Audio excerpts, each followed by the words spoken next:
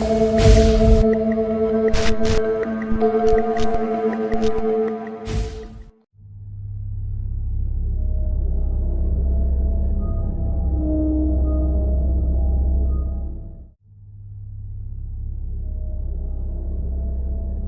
itu kisaran tahun 90-an, Aldi menerima tugas dari kantornya untuk melakukan survei proyek pembangunan jalan di sebuah daerah terpencil di wilayah Sumatera. Proyek itu bukan proyek biasa, melainkan bagian dari program pemerintah daerah yang bertujuan membuka akses antar desa yang selama ini terisolasi oleh medan yang sulit dan keterbatasan infrastruktur. Jalan yang akan dibangun nantinya akan menghubungkan 3 desa sekaligus, memperlancar mobilitas, dan memberi harapan baru bagi warga yang selama ini hidup dalam keterasingan. Saat menerima tugas tersebut, kondisi rumah tangga Aldi sedang cukup sensitif. Istrinya tengah mengandung 7 bulan, dan naluri seorang istri seolah memunculkan penolakan terhadap kepergian suaminya. Bukan hanya karena alasan fisik atau emosional, namun juga karena firasat yang samar, sebuah ketakutan halus yang tak mampu dijelaskan. Namun pekerjaan tak mengenal jeda. Dengan berat hati Aldi tetap berangkat berbekal izin setengah hati dari istrinya. Ia tidak sendirian dalam menjalankan misi ini. 2 rekan kerja ikut bersamanya, Angga, sosok serius namun rasional, dan Tony, seorang pria yang dikenal santai dan jenaka. Mereka bertiga berangkat dari Lampung, menempuh perjalanan darat selama hampir 20 jam, melintasi jalanan panjang, sempit, dan penuh liku. Kendaraan mereka harus menembus wilayah perbukitan, melewati jalan rusak yang kerap hanya bisa dilalui dengan kecepatan rendah, di tengah kabut tipis dan udara yang semakin menusuk dingin. Rasa lelah menjalari tubuh mereka begitu tiba di desa pertama, yang di sini sebut saja bernama Desa A, dan kala itu matahari sudah sejak lama tenggelam dan malam menyambut mereka dengan senyap yang menggigit. Warga desa menyambut kedatangan mereka dengan tangan terbuka. Para tetua tampak menghargai misi mereka yang akan memperbaiki jalan, satu-satunya harapan agar desa mereka bisa lebih mudah terhubung dengan dunia luar. Malam itu, Aldi dan kedua rekannya menginap di rumah salah satu tokoh masyarakat desa. Tidak ada kejadian aneh yang mereka rasakan malam itu, hanya rasa lelah yang mengendap hingga ke tulang. Keesokan harinya mereka bangun pagi dan melanjutkan survei di area sekitar desa A. Beberapa warga membantu menunjukkan jalur yang akan dilewati jalan baru. Udara pagi menyegarkan dan suasana desa tampak bersahabat. Angga memilih untuk beristirahat di penginapan, sedangkan Aldi menyempatkan diri salat berjamaah di masjid kecil desa bersama beberapa warga. Hanya Tony yang memilih tidak ikut, lebih karena kebiasaannya yang cenderung abai terhadap hal-hal spiritual. Selepas sarapan, mereka kembali menyusuri jalur yang akan dijadikan proyek pembangunan. Mereka melakukan dokumentasi, mencatat koordinat, dan memotret titik-titik rawan. Matahari sudah mulai tinggi ketika mereka selesai meneliti jalur utama di desa A, dan waktu menunjukkan hampir tengah hari ketika akhirnya mereka bersiap untuk melanjutkan perjalanan ke desa berikutnya, desa B, yang terletak lebih tinggi dan lebih jauh dari pemukiman utama. Namun medan menuju desa B tidak memungkinkan dilalui kendaraan roda 4. Akses satu-satunya hanyalah jembatan bambu sempit yang hanya bisa dilewati oleh sepeda motor. Mereka pun meminjam 2 motor milik warga dan membagi diri. Angga membawa motornya dengan Aldi di boncengan, sedangkan Tony mengendarai motor lain seorang diri. Jalur yang mereka lalui menanjak dan dipenuhi semak belukar. Beberapa bagian jalan bahkan hanya berupa tanah licin yang mengancam ban selip kapan saja.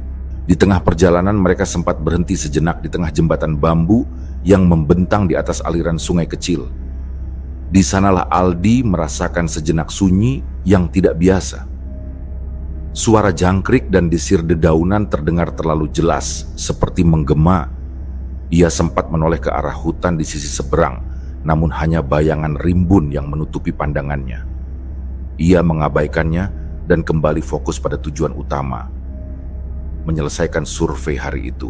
Ketika mereka akhirnya tiba di desa B, hari sudah menjelang sore. Warga desa menyambut mereka dengan penuh keramahan, tak jauh berbeda dari di desa A. Kepala desa bahkan menyempatkan menjamu mereka makan siang di rumahnya. Hidangan sederhana tersaji dengan hangat, namun Aldi merasakan waktu bergerak lebih cepat dari yang ia harapkan. Ia tahu mereka masih punya satu tujuan lagi, desa ketiga yang letaknya lebih terpencil, desa X. Saat mereka menyampaikan rencana melanjutkan perjalanan ke desa tersebut, sikap warga desa B mendadak berubah. Mereka saling bertatapan satu sama lain, seolah menimbang apakah harus bicara atau tidak. Beberapa bahkan menunjukkan ekspresi gelisah yang tak dapat disembunyikan. Ketika akhirnya seorang warga angkat bicara, peringatan itu disampaikan dengan suara pelan, bahwa desa X bukanlah tempat biasa. Desa itu, menurut mereka, menyimpan keanehan. Bukan sekadar lokasi yang sulit diakses, namun tanahnya dipercaya telah terkutuk sejak lama. Mereka jarang, bahkan nyaris tak pernah berinteraksi dengan warga dari sana. Jikapun bertemu di jalan, interaksi akan dihindari. Tidak ada yang bisa menjelaskan secara jelas apa yang sebenarnya terjadi di sana, namun ada rasa takut yang mengakar dalam cerita-cerita yang hanya berani dibisikkan. Namun Aldi bukan orang yang mudah terpengaruh oleh cerita-cerita semacam itu. Ia menganggapnya sebagai bagian dari kepercayaan lokal, tak lebih dari itu. Ia tetap memutuskan untuk melanjutkan perjalanan ke desa X dengan alasan profesional, untuk menyelesaikan survei dan memastikan jalur proyek bisa menghubungkan ketiga desa secara menyeluruh. Ia belum tahu bahwa keputusan itu akan membawanya pada pengalaman paling tidak terlupakan dalam hidupnya. Perjalanan menuju desa X dimulai ketika jarum jam telah menunjuk ke angka 3:30 sore. Sore yang mestinya menenangkan itu justru disambut dengan desakan waktu dan perasaan yang tak bisa dijelaskan. Aldi dan kedua rekannya tahu bahwa mereka tidak memiliki banyak waktu. Warga desa B sempat berpesan agar mereka segera kembali sebelum senja benar-benar turun. Pesan itu terdengar seperti peringatan samar yang terselubung kekhawatiran, namun tidak cukup jelas untuk dijadikan alasan membatalkan rencana. Dari desa B ke desa X, jalur yang mereka lalui semakin menyempit dan tak lagi tampak seperti jalan yang biasa dilewati. Semak-semak tumbuh liar dan jalurnya lebih menyerupai jalan setapak yang terabaikan bertahun-tahun. Rumput dan perdu harus mereka terabas dengan sepeda motor pinjaman yang semakin berat dikendalikan. Bahkan Tony sempat mempertanyakan apakah mereka benar-benar berada di jalur yang tepat. Namun, ada sesuatu di sepanjang perjalanan itu yang memunculkan keraguan sekaligus keyakinan. Di antara rimbunnya hutan dan sempitnya jalur, mereka melihat sejumlah pohon tua yang batangnya dililit kain hitam, seolah menjadi penanda bagi sesuatu yang tidak kasat mata, simbol yang menegaskan bahwa meskipun jalurnya sepi, tempat itu masih dihuni, bukan hanya oleh manusia. Mereka terus melaju hingga tiba-tiba pepohonan terbuka, memperlihatkan sebuah lapangan tanah luas yang tampak kosong dan asing. Tidak ada rumput, tidak ada tanaman, hanya tanah keras kecoklatan yang retak-retak oleh panas. Di tengah lapangan itu berdiri satu pohon besar yang sudah mati. Tidak berdaun, kulitnya mengelupas, dan batangnya tampak seperti arang yang hangus. Sekilas pohon itu tampak seperti sosok tua yang berdiri kaku dan menantang langit. Namun yang paling mencolok adalah deretan orang-orangan sawah di sekitarnya. Bukan satu atau dua, melainkan belasan, bahkan mungkin puluhan, berdiri dalam formasi acak. Terbuat dari jerami dan batang kayu, mereka memiliki kepala dari batok kelapa yang kasar, beberapa bahkan dihias dengan guratan wajah menyeramkan. Yang membuat Aldi tercekat adalah kenyataan bahwa tidak ada satupun ladang, kebun, atau sawah di sekitar lapangan itu. Orang-orangan sawah tanpa sawah, kehadiran yang tak memiliki alasan logis. Mereka hanya berdiri, diam dan tak bergerak, namun seolah mengawasi siapapun yang melintas di sana. Ketiganya tak berkata banyak. Rasa janggal mulai meresap ke dalam kesadaran mereka, namun tugas harus tetap dilanjutkan. mereka melintasi lapangan itu dan tiba di batas awal, desa X, dan rumah-rumah mulai tampak di kejauhan. Anehnya bangunan-bangunan di desa tersebut tidak seperti desa terpencil yang biasa mereka temui. Beberapa rumah telah berdinding bata, bahkan di keramik sebagian atapnya menggunakan genteng dan tampak lebih kokoh dibanding rumah-rumah di desa A maupun B. Keheranan pun muncul, bagaimana mungkin material seperti semen, bata, dan keramik bisa dibawa ke tempat yang hanya bisa diakses dengan motor melalui jalur sempit dan hutan belantara. Belum ada waktu untuk mencari jawaban, karena warga desa mulai bermunculan menatap mereka dengan pandangan yang sukar dijelaskan. Bukan pandangan ramah, bukan pula tatapan penuh curiga, namun seperti pengawasan yang dingin dan tak bersahabat. Tidak ada sambutan, tidak ada senyum. Kehadiran mereka di desa itu seperti menimbulkan keheningan tambahan. Warga hanya berdiri di ambang pintu atau dari kejauhan, mengamati tanpa ekspresi. Rasanya seperti memasuki wilayah asing yang tidak menerima tamu. Tak lama kemudian, seorang pria paruh-baya mendekat. Ia mengenalkan diri sebagai kepala desa, namun ia tidak menyebutkan nama. Dan dari sikapnya yang berwibawa, tampak bahwa ia memang memiliki pengaruh besar. Aldi menjelaskan tujuan kedatangan mereka, melakukan survei lanjutan untuk proyek pembangunan jalan yang akan menghubungkan desa X dengan desa-desa lain. Namun reaksi kepala desa jauh dari antusias.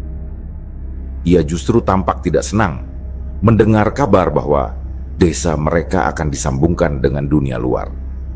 Penolakan itu diungkapkan tanpa banyak penjelasan, hanya dalih bahwa pembangunan jalan akan merusak lingkungan dan membuka hutan yang selama ini menjaga keselarasan desa. Aldi mencoba membujuk, menjelaskan bahwa proyek ini demi kemajuan desa juga, namun tidak ada titik temu. Kepala desa dan warga lainnya tetap pada pendiriannya. Waktu semakin mendekati sore, namun Aldi belum sempat salat asar. Ia bertanya apakah ada masjid atau musola di desa itu. Pertanyaan sederhana yang dijawab dengan keheningan. Kepala desa menatapnya sejenak, lalu menggeleng tanpa kata. Menurutnya di desa tersebut tidak ada tempat ibadah. Bahkan ketika Aldi meminta izin untuk salat di balai desa yang kosong, ekspresi warga menunjukkan ketidaksenangan yang tidak tersembunyi. Salah seorang warga bahkan berbisik pada temannya, menyarankan agar mereka segera pergi sebelum matahari benar-benar tenggelam. Namun karena tugas belum selesai, Aldi meminta waktu sebentar untuk melakukan salat. Ia menuju balai desa yang dikelilingi oleh teras lebar, lalu memilih salat di bagian belakang yang menghadap ke arah hutan. Saat berdiri, ia masih merasa yakin terhadap arah kiblat. Namun baru beberapa gerakan berlalu, ketika ia sujud dan kemudian bangkit, arah tubuhnya berubah. Ia mendapati dirinya tidak lagi menghadap kiblat, melainkan membelakangi arah semula. Disitulah desakan nalar dan keimanan saling bertabrakan. Ia sadar ada sesuatu yang tidak wajar, namun memilih melanjutkan salat. Ia putar tubuhnya kembali ke arah semula, memperkuat niat dan doa-doanya. Getaran di dada tak terbendung, tapi ia menolak tunduk pada rasa takut. Ia menyelesaikan salat dengan khusyuk, berusaha menenangkan dirinya sambil menatap pepohonan gelap di belakang balai. Aldi tidak mengucap sepatah kata pun kepada Angga dan Tony tentang apa yang ia alami. Namun batinnya sudah yakin bahwa desa ini menyimpan sesuatu yang kelam dan tidak terlihat. Ada hal yang tidak bisa dijelaskan dengan logika semata. Dan sejak saat itu ia tahu niat mereka untuk pulang sebelum malam harus diwujudkan sesegera mungkin. Namun waktu tak pernah menunggu. Usai menunaikan salat di teras balai desa yang dingin dan sunyi, Aldi melangkah pelan kembali ke tempat Angga dan Tony berada. Ia menyimpan apa yang baru saja dialaminya. Arah salat yang tiba-tiba berubah di dalam hati. Rasa tidak enak itu tak segera menghilang, bahkan semakin menekan ketika langit mulai berubah warna. Senja menggantung redup di ufuk barat, dan hembusan angin yang datang dari arah hutan membawa hawa dingin yang menusuk, seolah mengirimkan pesan yang tak terucap. Tony tengah memeriksa motornya ketika Aldi mendekat. Tampaknya ia menyadari ada yang aneh dengan kendaraannya. Angga juga tampak resah memperhatikan jarum indikator bensin yang tidak bergerak sama sekali. Ketika tutup tangki dibuka, barulah mereka tahu bensin motor Tony nyaris habis dan bau menyengat bahan bakar tercium samar dari bawah mesin. Ternyata telah terjadi rembesan dan motor itu tak mungkin lagi bisa digunakan untuk pulang malam ini. Kebingungan langsung melanda mereka bertiga. Angga menyarankan agar Aldi dan dirinya turun lebih dulu ke desa B untuk mencari bensin, sementara Tony menunggu di desa X. Namun Aldi langsung menolak. Sejak ia salat tadi dan mengalami kejadian ganjil, hatinya menolak mentah-mentah untuk meninggalkan siapapun di desa itu sendirian. Ia merasa bahwa jika ada satu saja dari mereka yang tertinggal, sesuatu yang buruk bisa saja terjadi. Aldi lantas mengusulkan untuk membagi bensin dari motornya ke motor Tony menggunakan selang. Tapi di desa itu, mencari selang bukan hal mudah. Waktu semakin gelap, dan kesadaran bahwa mereka harus segera meninggalkan desa X mendorong Aldi untuk mengambil keputusan cepat. Ia menawarkan solusi sederhana namun sulit. Bonceng bertiga dengan satu motor. Risiko akan tanjakan atau jalanan sempit bisa diatasi dengan turun bergantian saat medan berat. Yang penting, mereka harus segera keluar dari wilayah itu. Rencana yang sudah pas-pasan itu pun diuji hanya beberapa ratus meter setelah mereka meninggalkan desa. Ban motor mereka mengeluarkan suara mendesis, perlahan kehilangan angin. Dalam sekejap, laju mereka terhenti, dan motor itu tidak bisa dipaksa lagi. Di tengah jalan sempit dengan semak tinggi di kiri kanan dan bayangan senja yang telah menghilang, mereka berdiri bingung di tengah kesunyian yang mencekam. Tony mengusulkan untuk kembali saja ke desa X dan menginap semalam.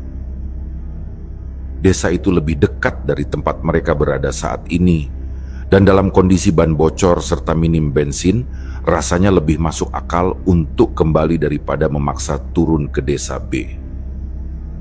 Namun Aldi menolak, dan kali ini dengan nada yang lebih tegas. Ia mengatakan bahwa mereka harus tetap turun, bahkan jika harus menuntun motor sepanjang jalan. Angga sempat protes mempertanyakan mengapa Aldi begitu keras kepala. Aldi pun akhirnya menceritakan pengalaman salatnya, bagaimana arah kiblatnya tiba-tiba berubah. Ia menceritakan semua tanpa melebih-lebihkan. Ia mengatakan bahwa kejadian itu ditambah suasana ganjil dan sambutan dingin warga membuatnya yakin bahwa desa itu bukan tempat yang aman. Ketika ia masih berbicara, angin bertiup lebih kencang. Semak-semak di sisi jalan bergerak dengan cara yang tidak biasa, seolah ada sesuatu yang bergerak di baliknya. Lalu, dari kejauhan, mata mereka menangkap sepasang cahaya kemerahan. Dua titik yang tampak seperti mata hewan besar memantulkan cahaya samar dan perlahan mendekat. Awalnya hanya titik kecil di kejauhan, tapi dalam waktu singkat, wujudnya mulai terlihat. Seekor makhluk hitam seukuran macan muncul dari balik bayang semak. Tubuhnya besar, bulunya legam, dan tatapannya mengandung ancaman. Mereka terdiam, detak jantung seperti tertahan. Makhluk itu berjalan perlahan, langkahnya nyaris tanpa suara, mendekat dengan sorot mata yang tak berkedip. Angga mundur satu langkah, lalu dua, namun gerakan itu justru memicu reaksi dari makhluk tersebut. Ia mengeluarkan suara geraman yang rendah dan serak, lalu meloncat ke arah mereka. Dalam kepanikan, mereka berlarian, meninggalkan motor dan berusaha menjauh dari jalan. Tapi Angga tak cukup cepat. Dalam sekejap tubuhnya tersungkur, dan makhluk itu menerkamnya dengan keganasan yang tak bisa dilawan. Tony dan Aldi hanya bisa berteriak. Mereka mencoba melempar batu ke arah makhluk itu, namun hasilnya nihil. Binatang itu mencengkeram Angga dengan taringnya, dan dari mulutnya darah tampak mengucur deras. Tapi dalam sekejap berikutnya, binatang itu menghilang ke dalam semak, membawa tubuh Angga bersamanya. Suasana menjadi sunyi kembali. Hanya suara napas terengah dan gemetar yang tersisa. Aldi dan Tony saling berpandangan. Wajah mereka pucat dan lelah. Mereka berdua akhirnya berlari ke arah desa X, satu-satunya tempat terdekat yang bisa mereka tuju. Ketika tiba di sana, mereka langsung meminta tolong kepada warga. Anehnya, warga desa menyambut mereka dengan tenang. Beberapa dari mereka langsung membawa obor dan perlengkapan seadanya, lalu bersama-sama menuju tempat kejadian. Di tengah kegelapan, mereka menemukan Angga tergeletak di jalan dalam keadaan tidak sadar. Namun yang membuat bulu kuduk berdiri adalah kenyataan bahwa tidak ada darah, tidak ada luka, tidak ada jejak makhluk buas. Tubuh Angga kemudian diangkat bersama-sama, tapi bukan dibawa ke rumah atau tempat peristirahatan, melainkan ke arah lapangan tempat pohon mati berdiri, lapangan yang sebelumnya mereka lewati, dengan orang-orangan sawah berderet di sekelilingnya. Aldi dan Tony yang kelelahan hanya bisa mengikuti, tetapi dalam hati mereka mulai menyadari bahwa sesuatu yang jauh lebih besar sedang berlangsung di desa itu. Ketika mereka tiba di bawah pohon itu, Angga dibaringkan di tanah. Beberapa warga mulai menutup orang-orangan sawah yang mengelilingi pohon dengan kain hitam. Langkah demi langkah dari ritual aneh pun dimulai. Seorang warga muncul membawa seekor kambing dan tanpa banyak bicara, hewan itu disembelih di depan pohon. Darahnya ditampung dan dikucurkan langsung ke akar pohon tua itu, seolah sedang memberi makan pada sesuatu yang tak terlihat. Aldi merasa seluruh tubuhnya menegang. Rasa ingin lari membuncah, tapi kakinya seperti terpaku. Mereka lalu diminta untuk ikut berdoa bersama di depan pohon itu. Aldi menolak dengan halus, namun Tony sempat terlihat ragu. Baru ketika Aldi menarik lengannya dan membisikkan kata-kata, barulah ia mundur pelan dan menolak ikut. Di tengah ketegangan itu, Angga tiba-tiba terbangun. Tatapannya kosong, namun matanya terbuka. Warga desa bersorak pelan, seolah ritual itu berhasil.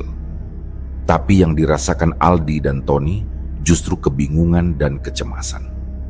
Ada sesuatu yang berubah dari wajah Angga, sebuah ekspresi kosong dan mengandung keterasingan, seolah dirinya telah melewati batas yang tidak dimengerti oleh manusia biasa. Malam belum berakhir. Namun bagi Aldi, malam itu sudah menjadi babak baru dari sesuatu yang jauh lebih mengerikan daripada semua cerita yang pernah ia dengar. Malam merayap pelan di langit desa X dan hawa dingin turun seperti kabut yang tak kasat mata. Angga yang baru saja sadar dari pingsannya dibawa ke dalam rumah salah satu warga untuk beristirahat. Namun ketidakwajaran masih menyelimuti sekujur tubuhnya. Tatapannya kosong, tidak seperti sebelumnya, dan ia lebih banyak diam. Ia tidak merespon saat Aldi menanyakan keadaannya.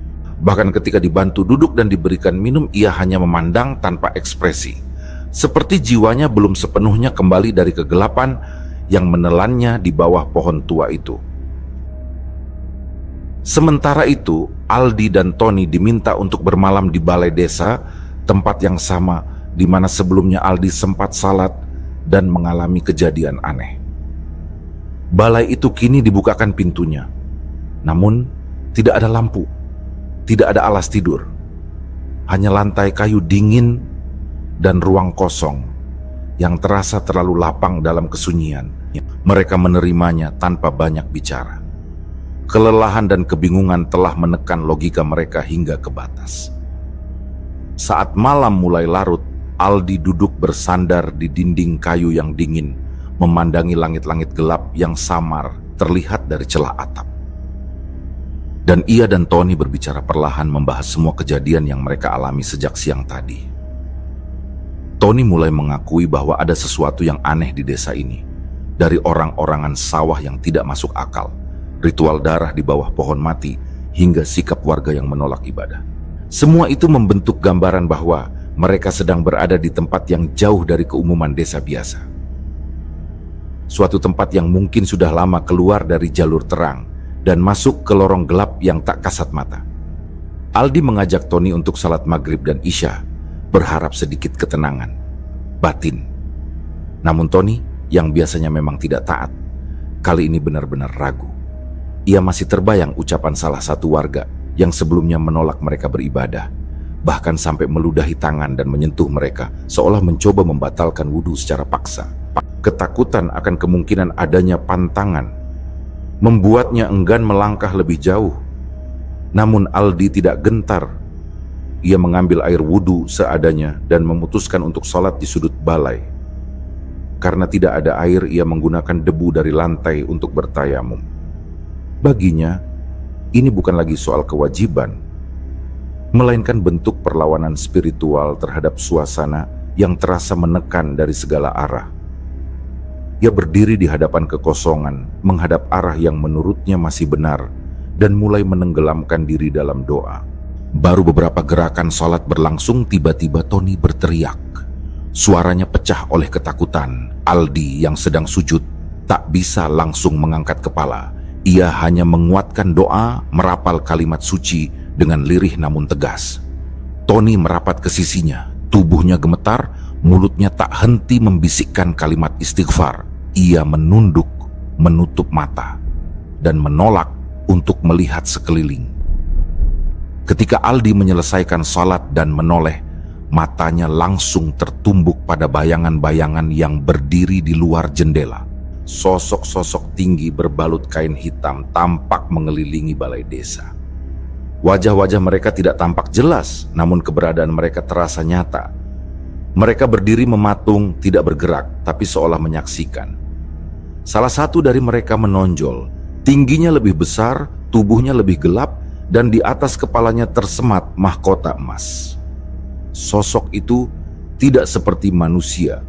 Wajahnya menyerupai kera, namun matanya menyala seperti bara, dan taring putihnya mencuat mencolok di antara wajah yang gelap dan asing. Aldi terpaku.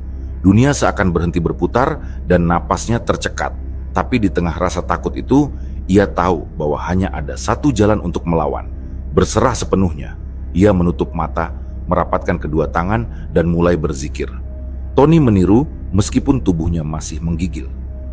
Suara lantunan doa memenuhi ruang kosong itu, pelan namun terus mengalun, menabrak dinding-dinding hampa yang terasa menyempit. Waktu berlalu tanpa bisa diukur. Rasanya seperti selamanya. Namun perlahan-lahan suara-suara aneh yang sempat terdengar di luar mulai mereda. Ketika Aldi membuka matanya, sosok-sosok itu telah menghilang. Balai kembali sunyi, tapi dari kejauhan terdengar suara keributan. Suara orang-orang berbicara dengan nada tinggi, seperti terjadi cekcok di ujung jalan desa. Tony sontak bangkit. Ia merasa inilah saat yang tepat untuk keluar dari balai. Ia meyakini bahwa berada di antara keramaian warga akan jauh lebih aman daripada terkurung dalam ruangan sunyi yang barusan dikepung makhluk-makhluk entah dari mana. Mereka berlari ke arah sumber suara dan yang mereka temui sungguh tak terduga. Ternyata warga desa A dan desa B datang secara berombongan naik motor dan membawa obor. Mereka mencari keberadaan Aldi dan rekan-rekannya karena merasa tidak tenang sejak ketiganya tidak kunjung kembali dari desa X. Ketika Aldi muncul dari balik balai, wajah-wajah cemas itu berubah lega. Namun di saat yang sama, kemarahan dan perdebatan dengan warga desa X tak bisa dihindari. Pertikaian nyaris pecah karena pihak desa X berkeras mempertahankan ketiga tamunya, sementara warga desa A dan B bersikeras membawa mereka kembali. Di tengah suasana panas itu, Aldi dan Tony segera menyampaikan bahwa mereka ingin kembali ke desa A malam itu juga. Angga pun dibawa keluar dari rumah warga. Namun ekspresinya masih sama, seperti orang yang baru bangun dari mimpi panjang. Ia berjalan pelan, tak bersuara, seolah sedang dalam pengaruh sesuatu yang tidak mereka pahami. Perjalanan pulang malam itu dilalui dengan hati yang tak menentu. Ketika mereka melintasi lapangan tempat pohon mati dan orang-orangan berdiri, Aldi menoleh ke arah pohon tua itu. Anehnya, orang-orangan sawah yang sebelumnya berdiri mengelilingi pohon, kini menghilang seluruhnya. Hanya pohon itu yang tersisa, tegak dalam kehampaan. Tidak ada yang bertanya. Tidak ada yang bicara. Mereka hanya menunduk dan melaju cepat hingga akhirnya tiba di desa A menjelang tengah malam. Namun malam itu belum benar-benar berakhir. Keesokan paginya, udara pagi yang seharusnya membawa ketenangan justru terasa menggantung di desa A, dan Aldi terbangun lebih awal dari biasanya, disertai perasaan resah yang tak beralasan. Pikirannya belum lepas dari kejadian semalam, penampakan sosok bertaring, ritual aneh, dan sosok Angga yang sejak kejadian itu seperti bukan dirinya sendiri. Namun kegalauan itu berubah menjadi kepanikan saat seorang warga mengetuk pintu dan mengabarkan bahwa Angga tidak ada di kamarnya. Tempat tidurnya masih rapi, hanya menyisakan sedikit kehangatan. Tidak ada yang melihat kemana ia melangkah. Motor pun masih ada di depan rumah, menandakan bahwa ia tidak pergi jauh. Beberapa warga desa A yang mengenal medan langsung bergerak cepat menyusuri jalur ke desa B dan desa X. Di antara mereka terselip kekhawatiran yang lebih besar dari sekadar orang hilang. Bagi mereka, orang yang sudah pernah ikut disentuh oleh kekuatan gaib dari desa X sangat mungkin kehilangan arah kesadaran dan kembali ke sana. Bukan karena kehendaknya, melainkan karena panggilan yang tak kasat mata. Dan kekhawatiran itu terbukti. Saat rombongan pencari tiba di desa X menjelang siang, Angga ditemukan tengah duduk bersandar di depan rumah salah seorang warga. Wajahnya terlihat tenang, namun matanya tetap kosong. Ketika Aldi menghampirinya dan memintanya pulang, Angga hanya menggeleng pelan.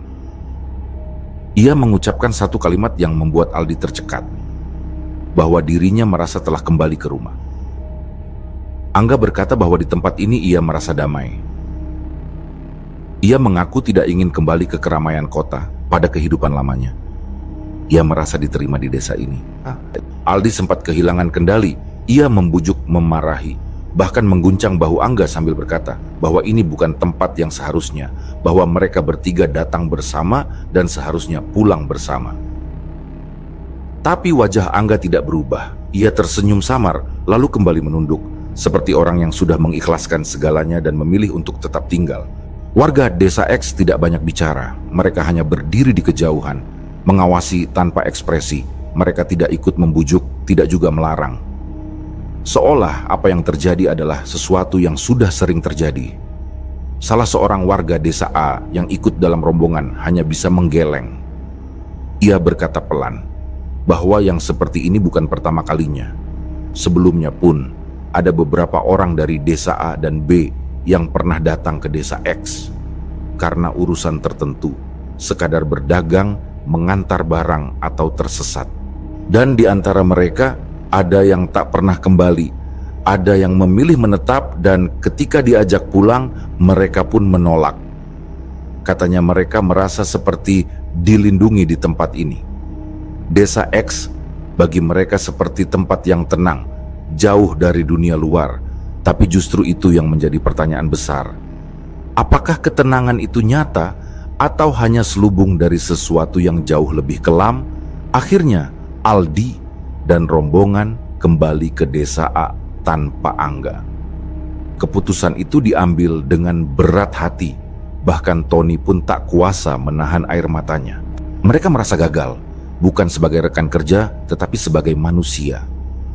Ada bagian dari diri mereka yang tertinggal di desa X bersama Angga, dan bagian itu bukan lagi bisa mereka jemput kembali dengan sekadar logika. Sesampainya di desa A, Aldi langsung membuat laporan resmi ke kantornya. Ia menyampaikan bahwa salah satu anggota tim belum bisa dipastikan pulang karena alasan pribadi, dan situasi desa X layak mendapat perhatian lebih. Bukan hanya karena akses jalan yang rusak, tapi karena kondisi sosial dan spiritual yang menyimpang. Aldi juga menghubungi keluarga Angga dan menjelaskan semuanya sejujur mungkin. Keluarga Angga yang tinggal di luar kota merasa hancur. Mereka tidak percaya bahwa Angga bisa menetap begitu saja di tempat asing yang belum pernah ia kenal sebelumnya. Beberapa hari kemudian, keluarga itu datang langsung ke desa A dan bersama warga mencoba kembali mendatangi Angga di desa X. Namun Angga tetap menolak. Ia bahkan tidak banyak berbicara kepada ayah dan ibunya. Ia hanya mengatakan bahwa dirinya sudah tenang di tempat itu dan meminta keluarganya untuk tidak mencarinya lagi. Seolah ikatan darah dan masa lalu telah terputus di balik mata, yang kini tak lagi mengenali rumah masa kecilnya. Proses pembangunan jalan tetap dilanjutkan. Pemerintah daerah memutuskan bahwa proyek ini harus berjalan bahkan sampai ke Desa X, meskipun warga desa itu menolak terlibat. Laporan Aldi disampaikan ke kepolisian dan juga lembaga keagamaan karena mulai mencuat dugaan adanya praktik menyimpang di desa tersebut. Namun bukti-bukti yang ada masih terlalu kabur dan lokasi yang terpencil menyulitkan proses penyelidikan.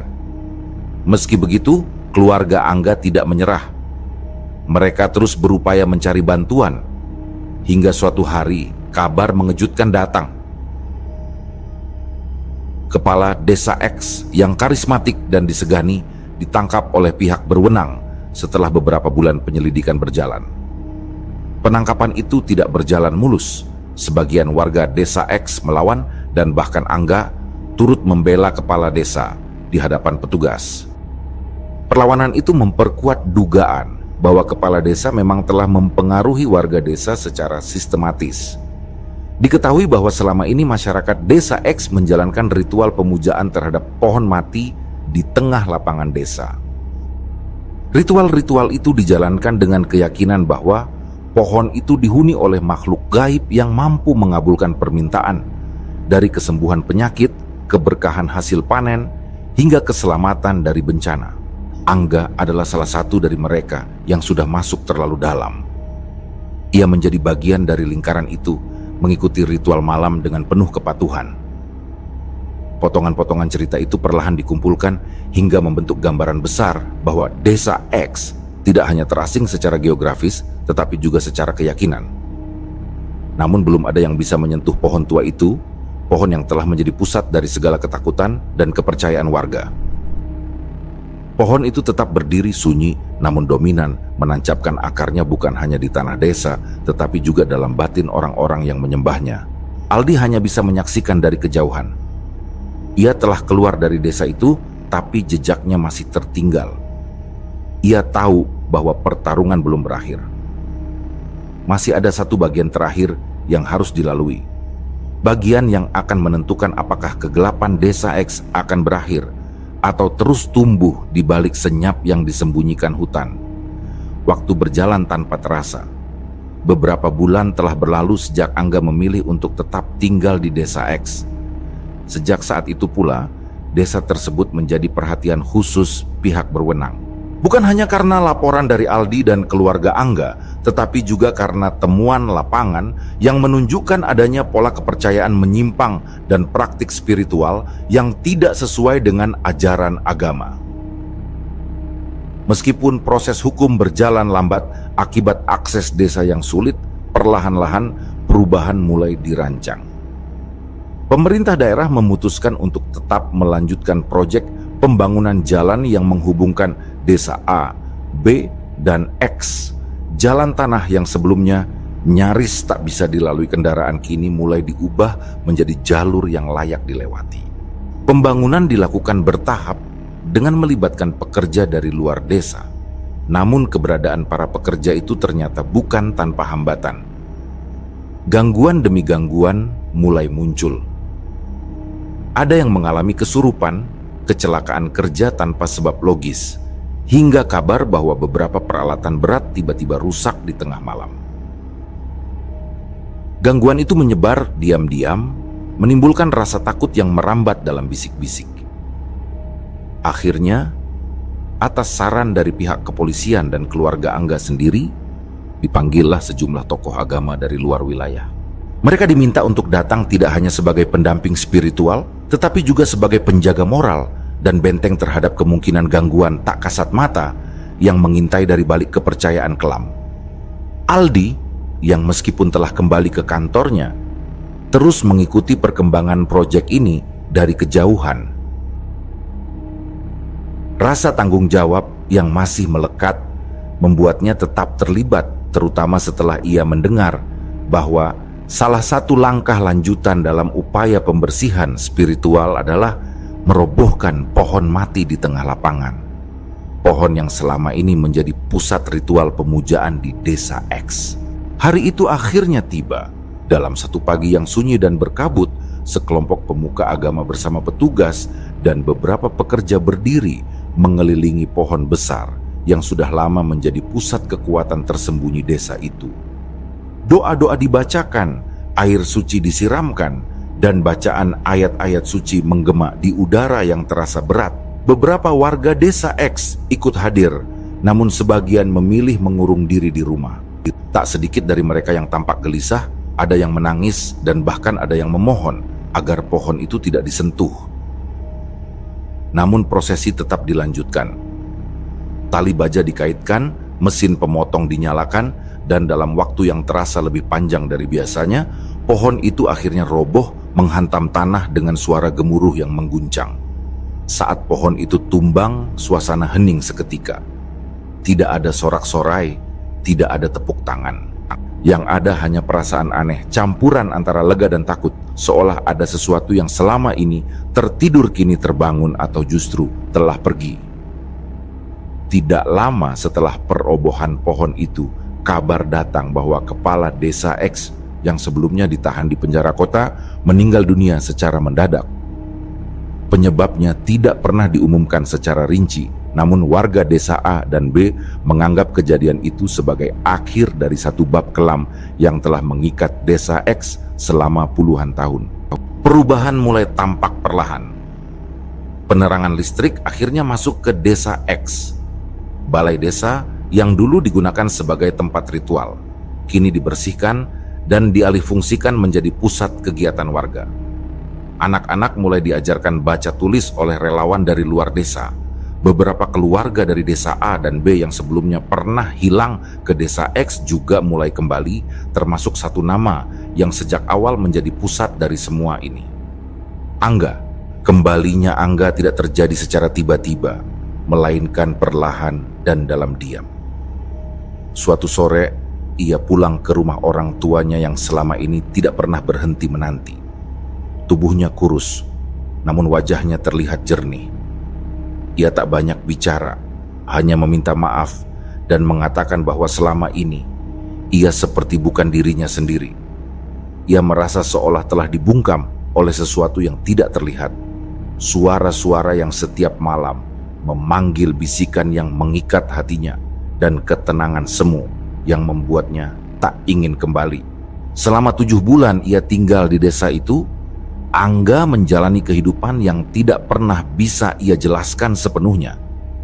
Ia menjadi bagian dari ritual malam, menutup orang-orangan sawah dengan kain hitam, berdoa di bawah pohon, menyaksikan penyembelihan kambing, dan memohon keberkahan pada sesuatu yang bahkan tak pernah ia lihat. Namun ia mengaku selama itu pula tak satu pun warga desa X yang jatuh sakit. Bahkan beberapa orang yang awalnya lumpuh atau menderita katara tiba-tiba sembuh setelah bermalam di bawah pohon itu. Pengakuan Angga membuat Aldi semakin yakin bahwa kekuatan gaib yang mengikat desa itu benar-benar nyata, namun bukan berasal dari kebaikan.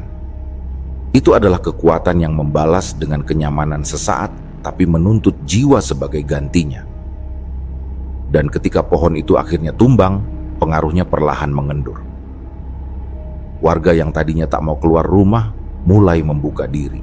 Mereka menerima penyuluhan agama yang diadakan rutin, mulai mengikuti kegiatan bersama, dan lambat laun menyatu kembali dengan desa A dan B, kini desa X, tidak lagi menjadi tempat yang tertutup dan terasing. Jalan yang menghubungkan ketiga desa itu telah selesai dibangun.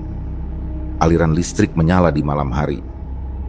Anak-anak tertawa di halaman rumah mereka, dan Angga yang dulu terlepas dari mereka kini menjadi orang yang paling rajin hadir di kegiatan keagamaan, membantu orang tuanya dan menyambut siapapun yang datang ke rumahnya dengan penuh senyum. Bagi Aldi, semua ini bukan sekadar proyek sukses. Ia telah menyaksikan bagaimana sebuah wilayah yang terkungkung dalam kegelapan akhirnya bisa perlahan disinari kembali. Ia juga belajar bahwa kadang kekuatan paling besar untuk mengubah keadaan bukan hanya datang dari alat berat atau dokumen proyek, melainkan dari iman, keberanian, dan kepasrahan di saat logika tak lagi bisa menjawab. Di suatu sore yang tenang, saat ia kembali berdiri di atas jalan baru yang membelah perbukitan antara desa A dan desa X, Aldi menatap ke arah lapangan tempat pohon itu pernah berdiri. Kini hanya rerumputan yang tumbuh liar di sana. Tidak ada lagi orang-orangan sawah. Tidak ada lagi bayangan hitam. Hanya sisa angin yang berhembus pelan, seolah membawa bisikan terakhir dari sebuah masa lalu yang akhirnya ditinggalkan. Demikianlah kisah yang kami bawakan ini. Semoga kisah ini dapat menghibur teman-teman semua dan diharapkan cerita ini bisa bermanfaat. Baiklah, terima kasih untuk teman-teman yang telah mendengarkan cerita ini dan juga yang telah mendukung channel ini. Semoga kebaikan yang dilakukan teman-teman dibalas oleh Allah Subhanahu wa Ta'ala dengan hal-hal yang lebih baik dan lebih bermanfaat dalam kehidupan. Saya mohon maaf apabila ada kesalahan dalam perkataan ataupun pengucapan dalam menceritakan kisah ini. Sampai jumpa lagi di kisah kami berikutnya. Semoga sehat dan sukses selalu untuk kita semua.